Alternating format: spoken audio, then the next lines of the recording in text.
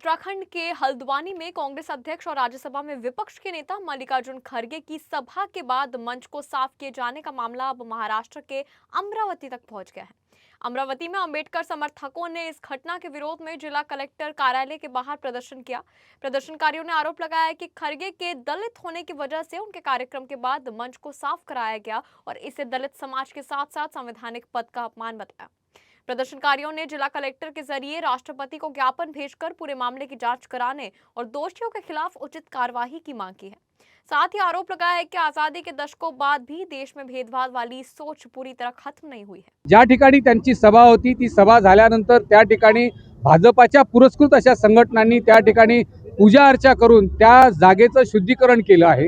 ही गोष्ट कधी होते आहे तर आपण 15 ऑगस्ट साजरा स्वातंत्र्य दिन साजरा करण्याच्या पूर्वसंध्येला 2-3 दिवसाच्या आधी ही गोष्ट होते आहे। याचाच अर्थ की हे जे सरकार आहे हे सरकार मनुस्मृतीवर चालणारं सरकार आहे आणि या संविधानाचा अपमान करण्याचा आणि इथल्या बौद्ध धर्मियांना इथल्या दलितांना अपमानित करण्याचा हा त्यांचं षडयंत्र आहे। आणि आम्ही या सगळ्या समितीच्या वतीनं आम्ही या ठिकाणी निषेध केला आहे आणि सांगितलेलं आहे की इथला बौद्ध धर्मीय, इथला आदिवासी, इथला दलित जागा आहे संविधानाच्या सक्षमीकरणासाठी तो आपल्या रक्ताचा शेवटचा थेंब असेपर्यंत संघर्ष करत राहणार आहे। म्हणून आजचा या निवेदनाचा उद्देश होता।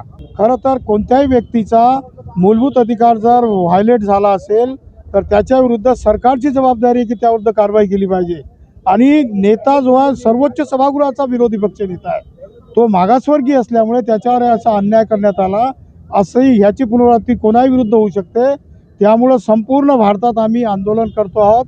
त्याचाच एक भाग म्हणून येथील अमरावतीतील सर्व आंबेडकरी आणि बहुजनांच्या सर्व संघटनांनी मिळून आम्ही खडगे साहेबांचा जो संवैधानिक अपमान झालेला आहे त्याचा निषेध करण्यासाठी इथे एकत्रित आलो आहोत। आणि सरकारला आम्ही पुनश्च सांगू इच्छितो, उपवर्गीकरणासारखं आम्ही याच्यावर स्वस्थ बसणार नाही। अशा प्रकारचे जर गुन्हे किंवा अशा प्रकारचे अन्याय जर होत राहतील तर आम्ही त्याच्याविरुद्ध खंबीरपणे उभे राहणार आहोत।